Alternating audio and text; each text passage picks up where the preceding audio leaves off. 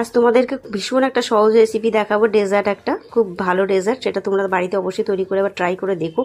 আচ্ছা, আমার ঘরের রসগোল্লা ছিল, মানে ফ্রিজে রসগোল্লা ছিল, সেটা জলে ভিজিয়ে রেখেছিলাম। সেগুলোকে একটা একটা করে নিচে মিক্সার গ্রাইন্ডারে দিয়ে দেবো, ঠিক আছে? দিয়ে এরপরে এগুলো এই ডেজার্টটা না মানে কি বলবো, গরমকালে তো ভীষণ ভালো লাগে, এটাকে ফ্রিজে ঠান্ডা করে খাবে, খুব ভালো লাগে। আর সবসময় না আমার হয় না তোমাদের সামনে ভিডিও তুলে ধরা, ভিডিও করতে গেলে অনেক রকম সরঞ্জামের দরকার লাগে। তো যাই হোক, আমি এইভাবে রসগোল্লাগুলোকে নিশ্চয়ই দিয়ে দিলাম মিক্সার গ্রাইন্ডারে।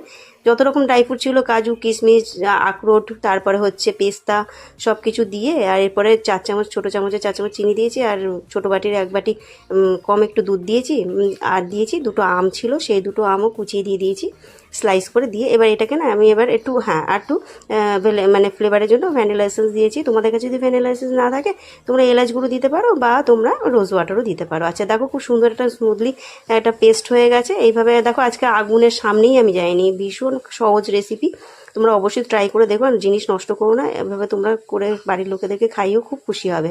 তারপরে কি করেছি, একটা মানে কাঁচের বোলের মধ্যে এটা ট্রান্সফার করে নিয়েছি, করে নিয়ে এরপরে আমি ছোট ছোট একটুখানি আম রেখে দিয়েছিলাম, সেটাকেও স্লাইস করে ওপর থেকে গার্নিশিং করে দিলাম। দেওয়ার পর এরপরে যে আমার ড্রাই ফ্রুট আমি কিছুটা কুচিয়ে রেখে দিয়েছিলাম, সব রকম ড্রাই ফ্রুট, ঠিক আছে, যতগুলো ড্রাই ফ্রুট আমি ওতে দিয়েছিলাম সব দিয়েছি। দিয়ে এরপরে দেখো খুব সুন্দরভাবে সাজিয়ে নিয়েছি, আর এটাকে একদম ফ্রিজে রেখে ঠান্ডা করে খাবো। ঠান্ডা করে খেলে ভীষণ ভালো লাগে, তোমরা অবশ্যই আবার ট্রাই করে দেখো এই জিনিসটা। আর এটা একটা আমি নাম দিয়েছি ম্যাঙ্গো গুল ডেজার্ট, যেহেতু তোমাদেরকে আগেই বলেছি রসগোল্লা থেকে রস বের করে দিলে গুলটাই থেকে যায়।